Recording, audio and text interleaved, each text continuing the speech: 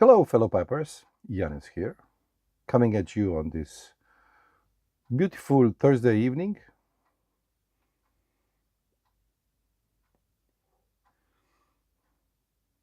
I've been quite busy, so I wasn't able to prepare the tobacco for the second cigar cake, so I'm doing it this evening. I will be preparing 2 times 200 grams, so 400 grams altogether. So for 2 cakes in 2 trays and so on, of the blend that will consist of this one is Robert McConnell Pure Virginia, but also we have HH Pure Virginia from McBaron, for those of you who like those tobaccos from that line. But in this one, Pure Virginia from Robert McConnell, and then 3/4 of the blend will consist of cut cigars. They're mostly Cohibas, and like 60% Cohibas and 40% Monte Cristo cigars. So all Cuban, and that's why this cake, the second one, will be called the Cuban Cake 2025. I'm not calling it Cohiba or Monte Cristo or all together because it's just Cuban. It's easier.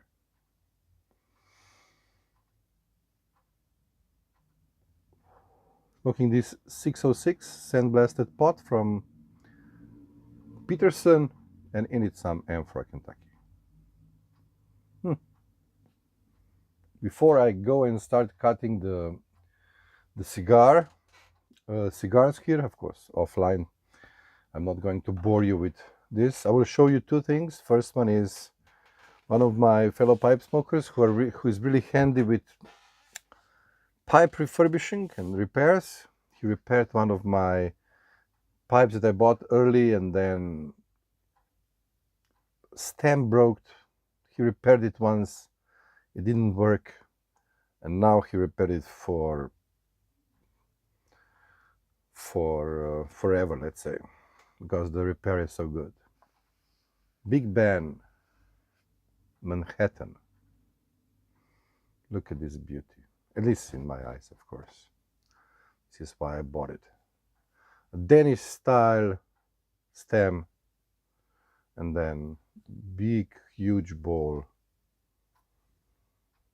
It was unsmoked, or totally, or almost unsmoked, like few smokes. Guy bought it while cruising somewhere in Northern America, off the coast of Alaska maybe, or something. He bought it on the cruise ship. He thought that he will be smoking it, but he didn't, and then I just bought it for a really good price. So this is one thing. And since I didn't have time to do the cigar cutting this previous weekend, I didn't even do the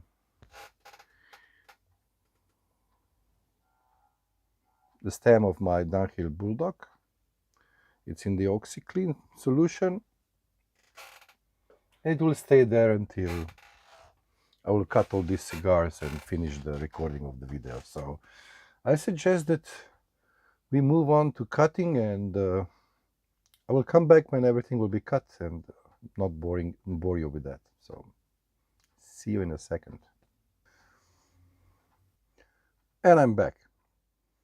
Let me just correct the light so you will see better. Okay. Quite a work to cut like 30 or so cigars.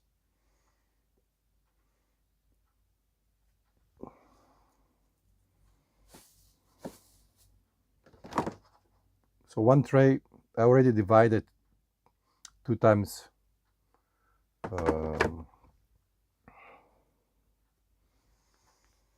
150 grams,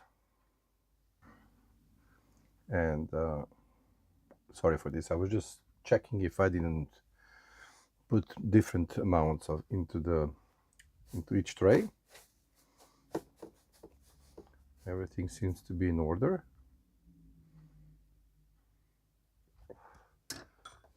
So, Monte Cristo and Cohiba cigars that are cut. Robert McConnell.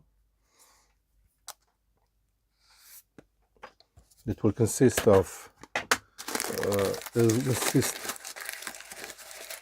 just 1/4 of the blend.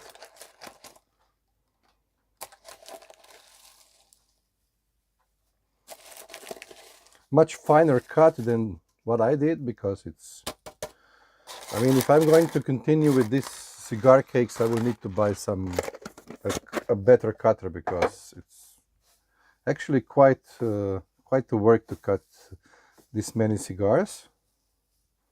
So why I'm doing it, you know? Yeah, because I don't know, I enjoy doing it. But the cutting part is really not my favorite.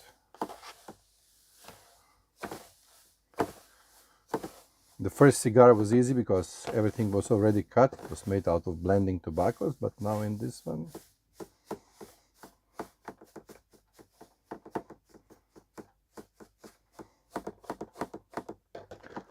so I did just mixed lightly. I do the most of the mixing when the tobacco is hydrated. I just, sometimes I got some dry tobacco or something like that, or even first cigars, some of them were maybe dry, and I first cut them and then hydrated. Now these were all hydrated before I cut them, so it's easier. So I'm putting the distilled water into the cups. Looks like that. Nothing really complex. All I need to do is just to close the tray now. If you're wondering, these trays are for, and there is another tray that goes inside. Maybe if you watch the videos when I was hydrating cigar, you could see that I had like two, in one tray like this, I was hydrating all the cigars. So, and that's it. And now, after I do this and I start to work on the video, I will take out the stem of this really nice Dunhill Bulldog here. Yes.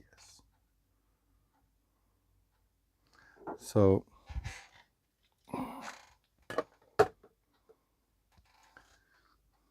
wipe it out a little bit, clean it up. You see what happened, and then, not today, but some other day, I will just buff it, and then I will work on the tenon that I need to expand a little bit. Okay, so I hope that you found this interesting. So the second cake, the second cigar cake, that will be called Cuban Cigar Cake 2025. It's on its way. The Cigar Cake 2025 is being pressed here in the press. This one will start to hydrate, so this hydration will go a little bit faster because also the temperatures are now getting higher here. We are having really nice weather. I mean, sunny, no clouds,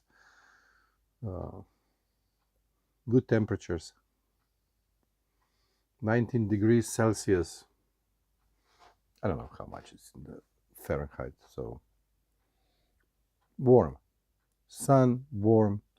I even see people walking around in t-shirts, and there is this old saying that you need to put your clothes in the autumn late,